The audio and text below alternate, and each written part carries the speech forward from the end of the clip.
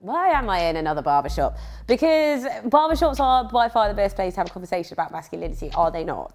I had that conversation with Neil and he was fantastic, but Mark from SliderCuts is completely different. I think it's fine to do 2 barbershops and it's my series, so I'm gonna do it.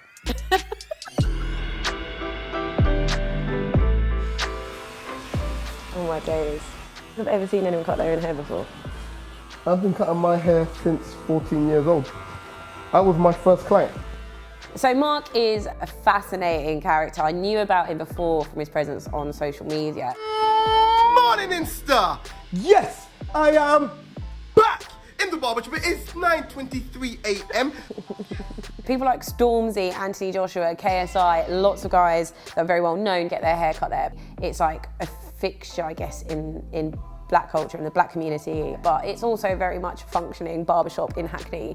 Mark's written a book about business, and as a successful businessman, a lot of people look to him for advice, and that's what he outlines in his book, Shaping Up Culture. Welcome to another episode of SliderCuts Shaping Up Culture. The struggle is real. I started a project with no money, and if I didn't have my good social credit, then this business would not be here today. He does YouTube tutorials, he does events giving advice to people. He's very kind of present in the community around the barbershop. I just think it's a really, really good place to go and further the conversation about men and the issues facing them today. Morning, guys! Woo! She's got to done jazz splits, but yeah, a bit little rinse right now.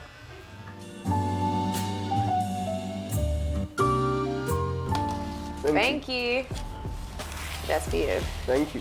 Do you feel a bit like an uncle to some of the people that come in your shop? Definitely. 100%, especially that I've been cutting some of these people for like the last 16 years, 17 years, 20 years.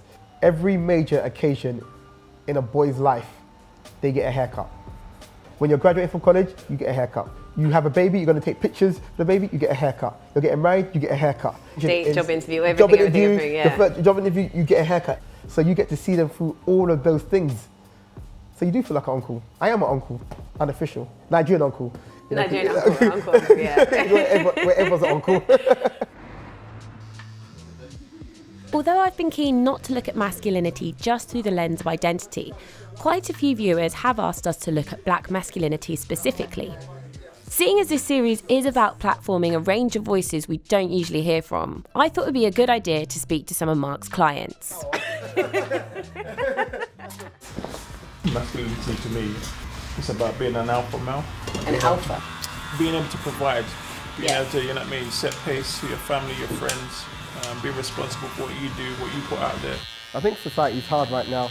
Everybody just talks so much about this toxic masculinity. So I don't think anybody fully even knows what masculinity is anymore, or anybody, I think most people in front of a camera anyway are scared to talk about. You're right, as soon as you say masculinity to someone, they get so nervous. I have so many guys that are really shook and I'm like, it's not a trick question. People know how to talk about it. People just don't know how to talk about it when it becomes official and it's like in front of a camera. Yeah, so it's true. But people like, if you come in here, people are talking about it.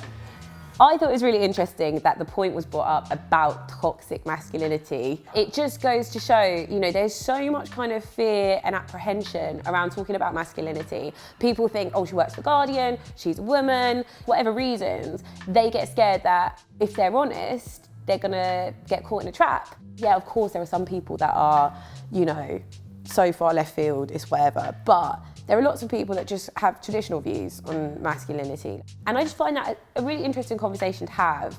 Do you feel like people have to put up a front, be a different person in front of these people, in front of those people? I think that's just society as a whole. There's a slogan in my office when you come into the work, it says bring your whole self to work. I.e. you can be who you want to be without fear of reprisal, but could you really go and do that in the workplace? I don't think traditional masculinity is bad, because it comes from somewhere, you know.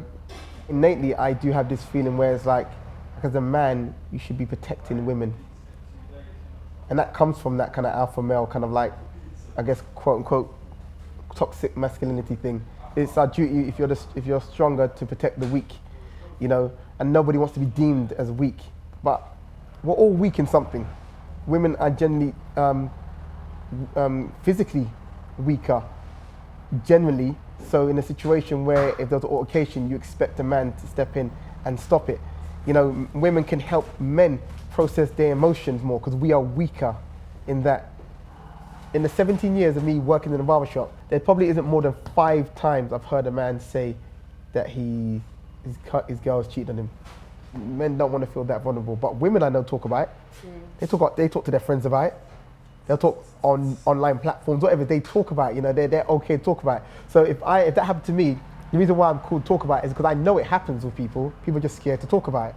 I talk about my feelings. I talk about if I've cried, I've cried. I talk about, you know, being hurt. I talk about vulnerable situations where, you know, it's nothing proud. There's nothing about the story that makes me look good.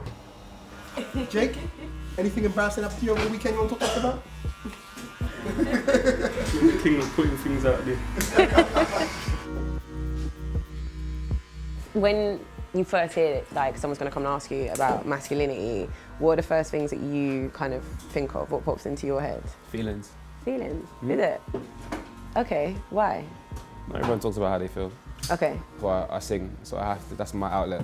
I guess you can't talk about all your feelings in pop music, right? Not everything. I never talk about like family stuff in music because that's not gonna work on a beat for me. So then how do you deal with something like that? Feelings I started going not... therapy. Oh, is it? Mm-hmm. It's a bit personal, but I started talking to my dad a bit more about how I felt about him. Now we're better because I was more confident enough now because of therapy to talk to him about how I felt, whereas before I would just keep it inside and just be mad at him. So after discussing therapy, the conversation from earlier developed a bit further and we talked about relationships with fathers, and I found it really interesting just kind of looking at this through the experience of like a second generation immigrant. Fathers and sons relationships are so important when you're talking about masculinity, because that's where you learn essentially how to be a man, whether or not they're present in your life. One thing I've always asked my mum, because she's more open to talk about feelings and stuff, and I used to ask her like, why is he like this and why can't I get free to him? She's like, his dad didn't show him any love or anything, so he's the same. And I'm like, is that an excuse though to not try, you know? Yes. No, it's Do you not. think it's an excuse It's to not not an try? excuse to, you're not gonna try it. No, it is an excuse. 20 years into your life, 30 years into your life, you move to another country, right? Mm-hmm. You still haven't learned the language of the culture. You've learned it because you were born here. Mm-hmm. So when you're looking at him, you're like, but I don't understand why he doesn't try. It's not that he's not trying to try. He just doesn't understand full stop. He doesn't even know what he's supposed to be trying. So then what advice then do you give to the younger generation? I guess we have to be more understanding. Like, I don't know my dad. And no contact with him. I knew he was in Nigeria somewhere.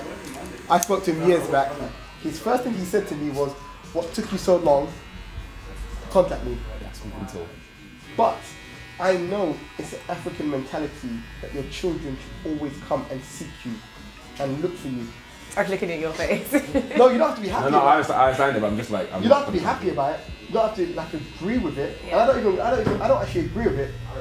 But You understand it. I understand it. Yeah. That's a crazy first line. That's the first thing he said to me. You have got a son though? 2 children. Two, both sons. Both sons, yeah. I got a 6-month-old and a 3-year-old. Do you feel like nervous at all about, like, I don't know, there's so many things that you've seen in the shop, like so many people that you've come through, so many issues you've seen. Do you feel like you're, I guess, quite well equipped to kind of guide them through life? Raising my children, there is times of worry when I look at society, but ultimately I've just taken on the attitude, I can only do my best. So just focus on the thing which I can do, which is, be involved in their lives, teach them the right way, show them from examples the way I'm living, just living the things which you're preaching. But it is scary because, I hear about all these things, especially raising a young black boy in the area, I live in Hackney, and you hear about people being stabbed and people being killed and people murdering other people, and it's like, what happens if my child is one of those people? There are areas which has more violence in it, more stabbings and stuff like that. So if I'm in one of those areas, and it was like that as my child's getting older, I'd be like, yeah, I think we just need to move because I have to protect my family. But as I said, I even feel bad saying it. It is hard because you want to play a part in the community as well and be there to make everything better, but you've got that like you said, that whole thing of protecting. If you're supposed to protect your kids as well, it's like torn between the two things. Yeah, so I don't think there's a right. No one can tell you what to do. Yeah. But I feel There's no guilty right about it. answer. I feel guilty by the fact that I can. Where do you think you find strength? For me, it has to be my faith. My faith is my foundation. I don't always get it right. Trust me, I don't always get it right. But that's my foundation. It's spending that time in reflection and also understanding my own limitations allows me to tap into a strength that is bigger than me. Started this conversation today with someone talking to me about what being a man is, and they said like being the alpha, being a provider. You were talking about, I guess, a much more vulnerable type of masculinity. It's just like the variation is like... I'm not my own provider. Like, I'm not. I don't look to me for provision. I look to him for provision. Yeah, just admitting that I'm not strong. I'm not, like, blatantly. I'm not. But I am, all at the same time. It's a wonderful paradox. What is it that, for you, is your motivating force that keeps you coming to work on time, continuing to kind of offer stuff to other people and like put yourself out there? One, I think, is growing up in poverty. So, you know, my mum didn't have any money when we were like 4, maybe when I was 5. We were homeless, you know, so, you know, lost our place where we were living. We were in a homeless shelter. Then, you know, got onto the council list, you know, started moving from house to house, you know, was that poor family everywhere we went, you know. But growing up in poverty, it hasn't put me in a place where now I'm not in that poverty anymore. It's like kind of like, you know, I'm self-made and I made it out. It's made me have more compassion for those who are in those situations. And there's so many people which need help. So I feel like this episode has done something different to the other ones. It's much more conversational, and I've enjoyed being able to spend the time talking to these guys. We did do it in a black barber shop, but I don't really like to do things along the lines of identity and put people into identity boxes because I think that's really reductive. But I think it's also important to acknowledge people's experiences. And I think that for a lot of young men who are in immigrant communities, second generation immigrants, third generation immigrants, these questions are really hard to talk about. I found this episode to be quite touching for me personally. There were lots of things I connected with, even though I come from a different perspective. I am a woman, I'm not Nigerian, but there were so many things as the daughter of an immigrant that I totally understood. I hope that whoever you are watching this video, that there have been things in here that you connect with for whatever reason, because that is what this series is really about. If you have liked this episode or any of the other episodes in the series, make sure that you like, comment and subscribe to stay up to date with the rest of the series. I spilled coffee on myself. Aww.